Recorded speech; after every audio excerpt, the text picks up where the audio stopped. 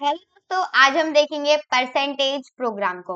मान लीजिए आपने कोई भी स्टूडेंट मतलब आप किसी स्कूल में पढ़ रहे हो या फिर पढ़ा रहे हो और आपसे बोला गया है कि आप सी लैंग्वेज के थ्रू क्या करो, एक एरे बनाओ, एक प्रोग्राम बनाओ जिसमें आप बच्चों के परसेंटेज उसके सब्जेक्ट के हिसाब से एंटर करवा रहे हो या फिर आउटपुट करवा रहे हो।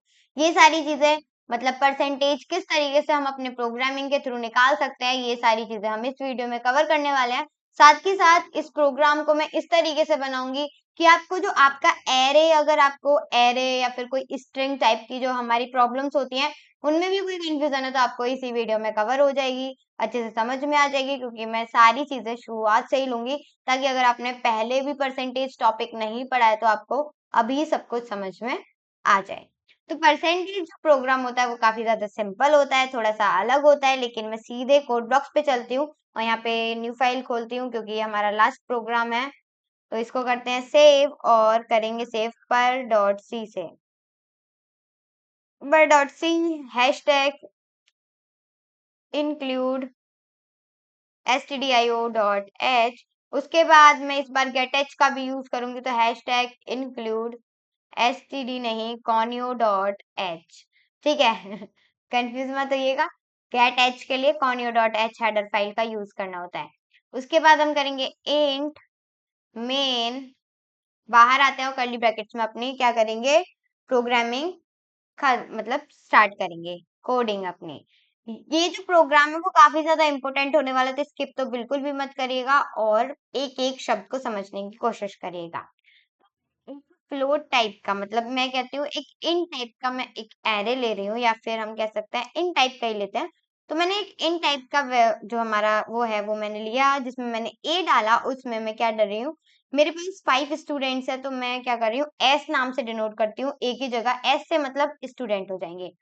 तो हमारे पास ये एरे बना लिया और उस एरे में हम 5 स्टूडेंट्स का जो भी हमारा चीजें होंगी वो सारी चीजें यहाँ पर स्टोर हो जाएंगी। उसके बाद सेमीकोलन लगाएंगे।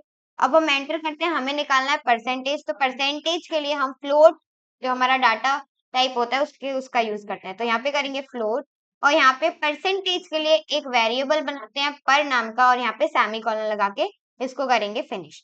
अब हमें एक और चीज की जरूरत पड़ेगी कि हम एस जो है हमारी ये जो सारी चीजें हैं इसको हम किस चीज में स्टोर करने वाले हैं, तो वो सारी चीजें जब हम कोडिंग करेंगे तो वो आगे पता चल जाएगा। लेकिन अभी हम करते हैं एंटर और यहाँ पे हम बोलेंगे कि मतलब यूजर से कहेंगे कि आप अपने क्या करो, नंबर्स को एंटर करो, क्या करो, नंबर्स को एंटर करो।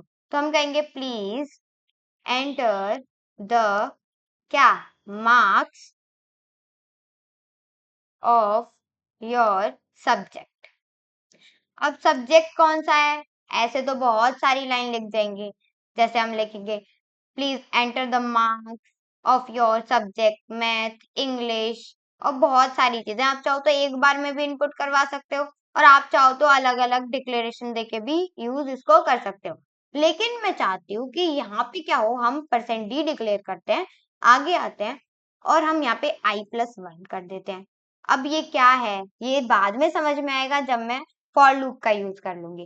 तो सबसे पहले हम करेंगे फॉर लूप का यूज, यहाँ पे हम करते हैं एक इन टाइप का एक डाटा टाइप बनाते हैं जिसमें हम वेरिएबल रखेंगे आई को और स्टार्ट करेंगे 1 से।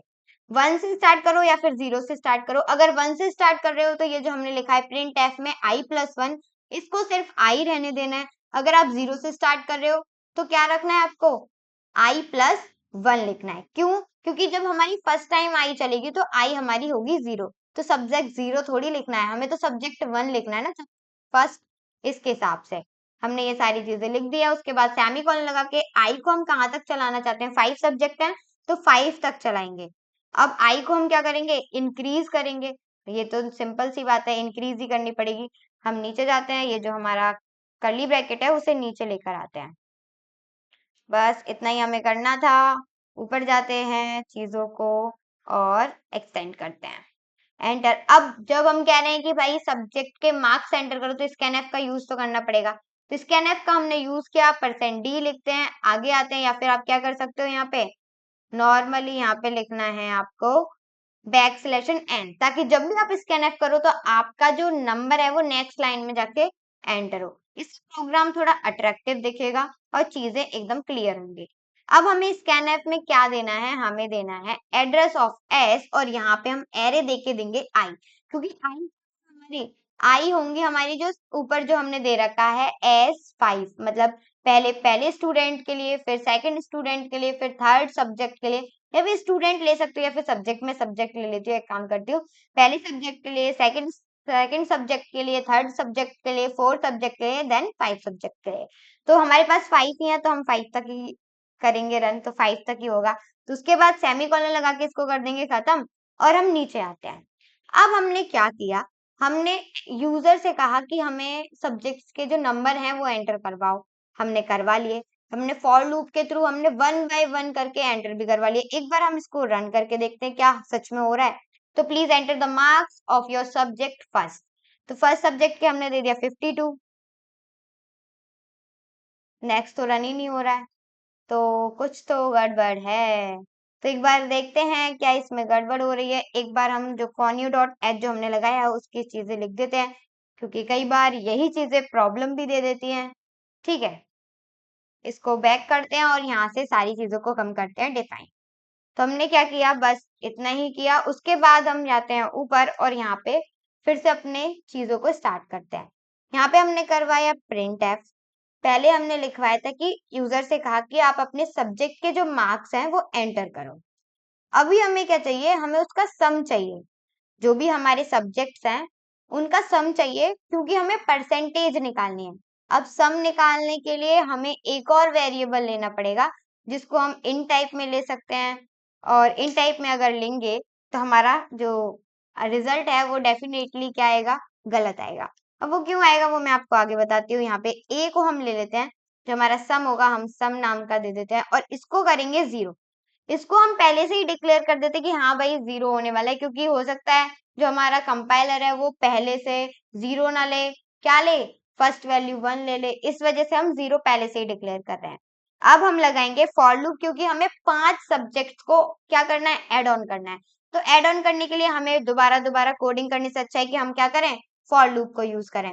उसके बाद हम देंगे इंट आई का नाम का वेरिएबल, जिसको हम 0 से स्टार्ट करेंगे, सेमीकोलन लगाएंगे और आई को कहाँ तक लेके जाने वाले हम, आई को लेके जाने वाले हैं 5 तक, क्योंकि हमारी सब्जेक्ट्स कितने हैं, 5 हैं। और आई को हम करेंगे प्लस प्लस देन सेमीकोलन लगा के, सॉरी जो हमारी कर्ली ब्रैकेट्स हैं उनमें हम लिखेंगे अपना कोड। अब हमें ऐड करवाना है। हमने आई को 0 से स्टार्ट किया, आई चलेगा 5 तक। हमने क्या किया, अब ये लूप 5 बार चलना चाहिए। अब 5 बार में क्या चलना चाहिए, हम करते चाहते हैं कि जो हमारा सम है वो क्या रहे, सम प्लस एस और यहाँ पर आई डिक्लेयर हमने कर दिया। हो गई सारी चीजें। अब ये क्या हो गया, अब ये हमारी बड़ी फॉर्म हो गई। अब मैं इसको सेम एज इट इज कैसे लिख सकती हूँ, यहाँ पे मैं एक बार कमेंट यूज करती हूँ और मैं इसी जो हमने ऊपर जो लिखा है sum equals to sum plus s और फिर एरे दिया है आई, और इसी को हम लिख सकते हैं सम प्लस इक्वल्स टू एस और यहाँ पे हम देंगे आई। इस तरीके से, इस तरीके से भी लिख सकते हो एज योर विश कि आप किस तरीके से इस चीज को डिफाइन करना चाहते हो। अभी देखो, जब भी मैं चीजों को करूंगी रन, अगर मैं अभी से करूंगी तो आपका जो रिजल्ट होगा वो डेफिनेटली गलत आने वाला है, क्योंकि यहाँ पे इंट नहीं फ्लोट टाइप का लगेगा। क्योंकि चीजें जो है, क्योंकि हम जब रन करवाएंगे ना तो देखो जब हमें परसेंटेज निकालनी होगी, तो जब हम परसेंटेज निकालेंगे तो परसेंटेज हमारी फ्लोट टाइप में होती है ज्यादातर। मतलब अगर हमारा ऑड नंबर आ गया, मान लो हमारा ऑड नंबर आ गया सम में, फिर जब हम डिवाइड करवाएंगे हो सकता है पूरा डिवाइड ना हो, तो आंसर गलत आएगा ना। इसीलिए हम क्या करते हैं, यहाँ पे फ्लोट लगा देते हैं। लेकिन वो सारी चीजें बाद में, पहले अपनी कोडिंग को करते हैं खत्म।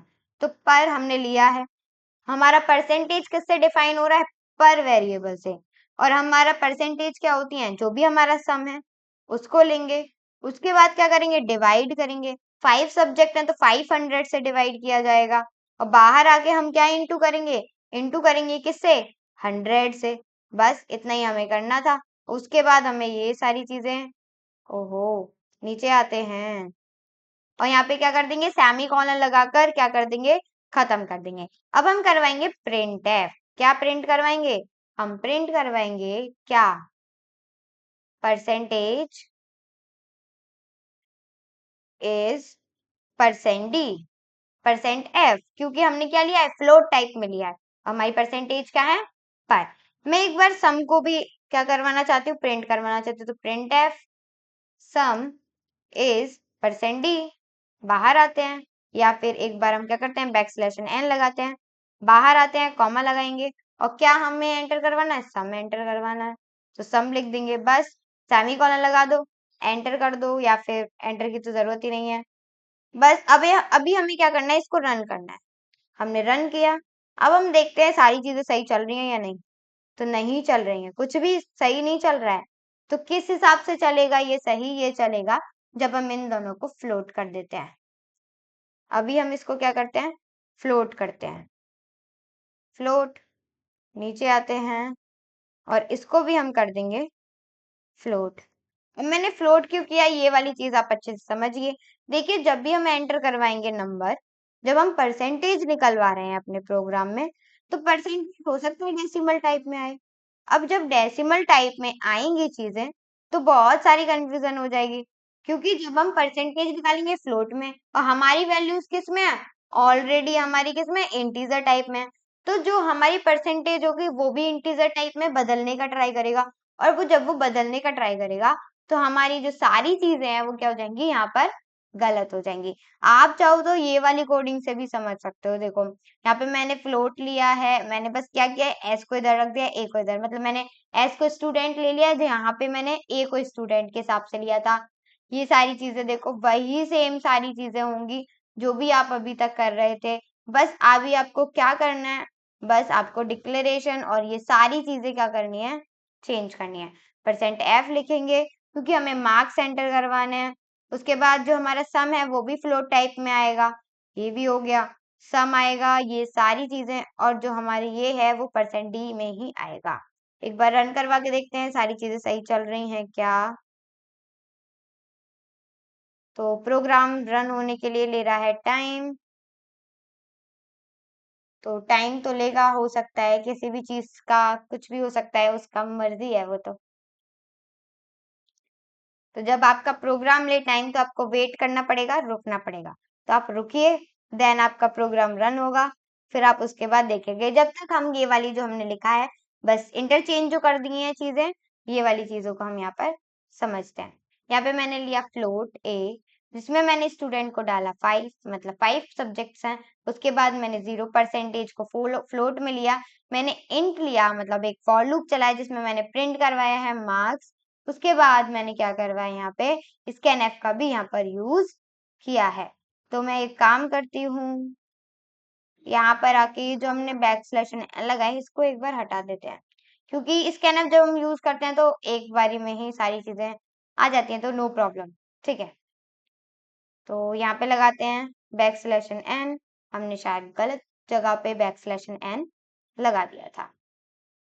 एक बार देखते हैं, क्या पता रन हो गया हो, तो नहीं, फिर से रन करते हैं और चीजों को चला के देखते हैं। बिल्ड पे जाएंगे, बिल्ड एंड रन करेंगे, तो एंटर द सब्जेक्ट फर्स्ट, तो मैंने 45 नंबर दिए, तो देखिए रन हो गया है प्रोग्राम। कभी कभी क्या होता है, हम जब भी कोडिंग करते हैं तो उसमें कुछ चेंज करने पड़ते हैं, ताकि हमारा प्रोग्राम जो है वो जल्दी से रन हो जाए। तो 52 दिए, फिर मैंने 41 दिए, फिर मैंने 56, या फिर आप कुछ भी दे सकते हो। अब यहाँ पे दे रखा है सम is this and percentage is this, लेकिन अब आप चाहते हो कि यार इसको इतने सारे हम चेक थोड़ी करेंगे, हम चेक करना चाहते हैं कि ये प्रोग्राम सही चल रहा है या नहीं चल रहा है। तो हम क्या करते हैं, अगर मैं हर सब्जेक्ट में 100 मार्क्स दे दूं, तो 100% क्या बनेगी, 100% बनेगी। तो मैंने फर्स्ट सब्जेक्ट में 100 मार्क्स दिए, सेकंड में भी, थर्ड में भी, फोर्थ में भी, और फिफ्थ में भी, और इसकी जो परसेंटेज निकल के आएंगी वो आएंगी 100, और इसके जो मार्क्स निकल के आएंगे वो आएंगे 500। तो ये देखिए हो गया हमारा शॉर्ट बिल्कुल। और अगर ये जो पॉइंट्स हैं वो कुछ ज्यादा ही आपको लग रहे हैं, तो पॉइंट लिखो और 2 लगा दो। अब इससे क्या होगा, डेसिमल के बाद सिर्फ 2 पॉइंट तक ही ये सारी चीजें चलेंगी। तो एक बार मैं दे देती हूँ फिर से सारी चीजों को एंटर, और यहाँ पे आप देख सकते हो जो हमारी परसेंटेज है इस बार डेसिमल के बाद सिर्फ 2 ही डिजिट्स आई हैं, बाकी आप देख सकते हो बाकी सब में 0000 लगी हुई आई हैं। आप चाहो तो इसको प्रिंट करवा सकते हो, चीजों को कर सकते हो। आई होप सारी चीजें क्लियर हो गई होंगी, एरे भी समझ में आ गया होगा, और परसेंटेज किस तरीके से निकालते हैं ये भी समझ में आ गया होगा। अभी भी कोई कंफ्यूजन, कोई भी डाउट है या फिर कुछ भी ऐसा है जो समझ में नहीं आया तो आप हमसे पूछ सकते हैं कमेंट बॉक्स में लिखकर। बाकी thank you so much for watching video, और वीडियो अच्छी लगी तो लाइक शेयर एंड सब्सक्राइब जरूर करें।